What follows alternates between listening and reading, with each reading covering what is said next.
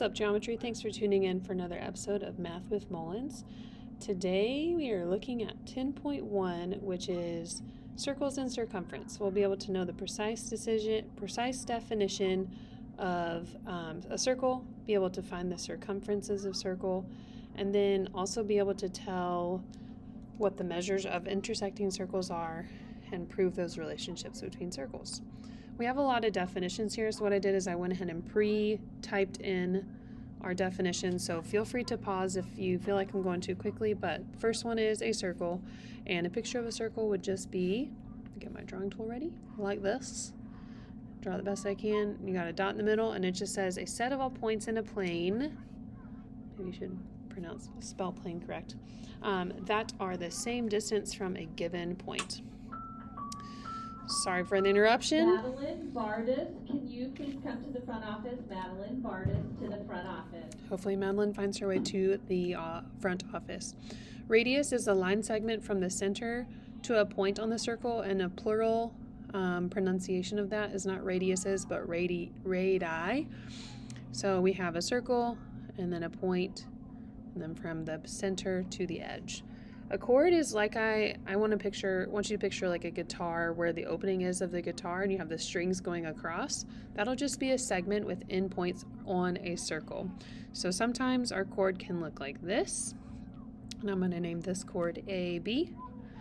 And sometimes our chord can look like this, where it actually goes through the center of the circle. We'll talk about that in a second. So DE could be another example of a chord.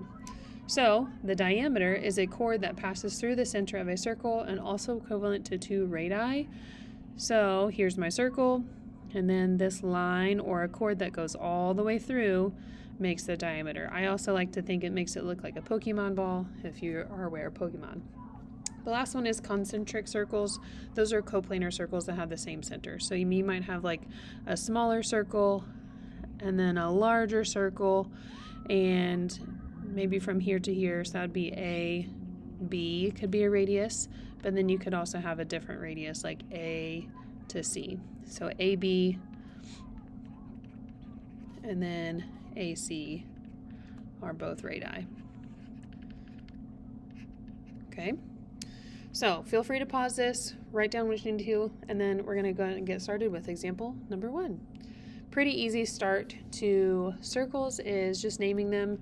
So we look at the center point for this. So the center point is X, so we can call this circle X. Or if you want to use the circle symbol, it's just a circle with a dot in there. And then right next to that, we write the letter X.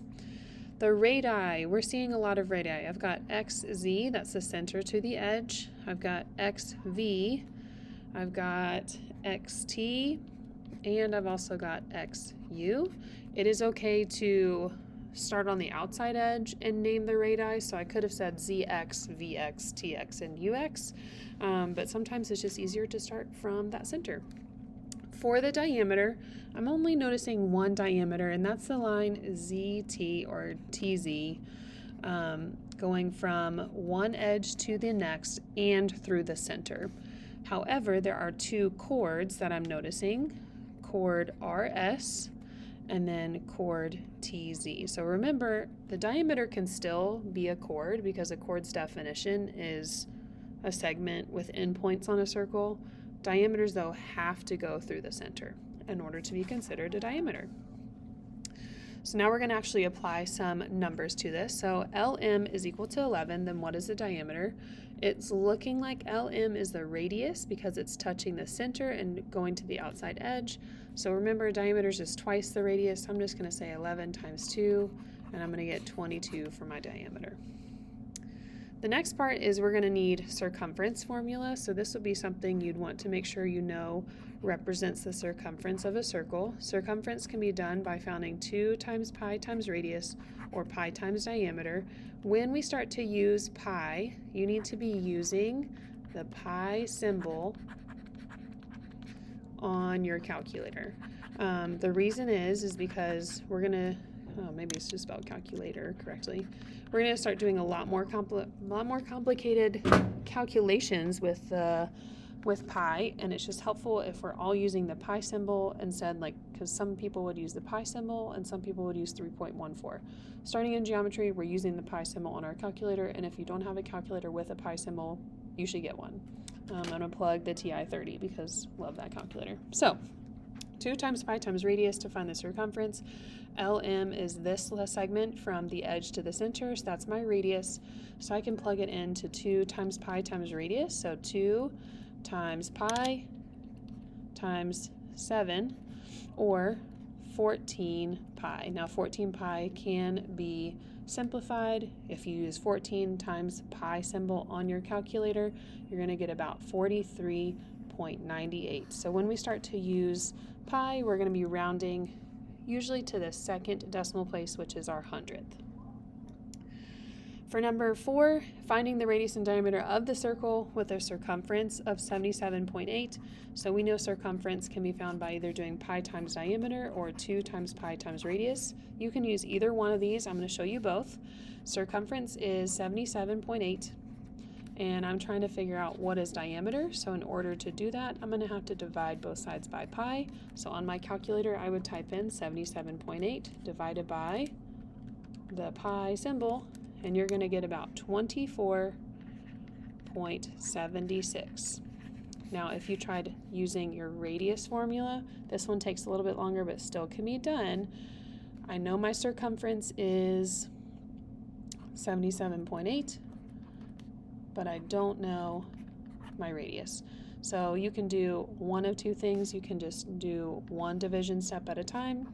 First, dividing by 2, 77.8 divided by 2 gives us 38.9. So 38.9 is equal to pi times radius. And then final step, dividing that 38.9 by pi, and you still get your correct answer of 12.38.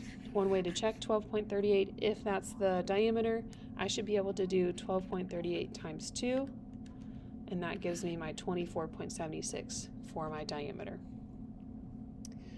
And then our last one is an example of a concentric circle. I would take a moment and try this one on your own. So pause here, see if you can see what to do here after you read it, and when you're ready to check, go ahead and click play. All right, diameter of K is 12 units. That means from one edge to the next is 12, so that means here to here is 6 units. The diameter of J is 20 units, so that means each radius is 10. And it says JD is equal to 8, so find EK. Well, from this point to my edge has to be 10. If I already know from J to D is 8, this little piece from E to D is 2, which means E to K has to be 4 to make that entire radius be 6. So segment EK is equal to 4. And that's all we had today. This was a pretty short lesson. Nice way to start officially chapter 10. I don't know if you tuned in for the previous video in chapter 10. It was a lot of algebra, a lot of FOIL, a lot of factoring. We'll eventually get to more of that, but this is just kind of getting our basic information for circles, radii, diameter, chords, and all that. Thanks for tuning in, and we'll catch you next time, Geometry. Bye.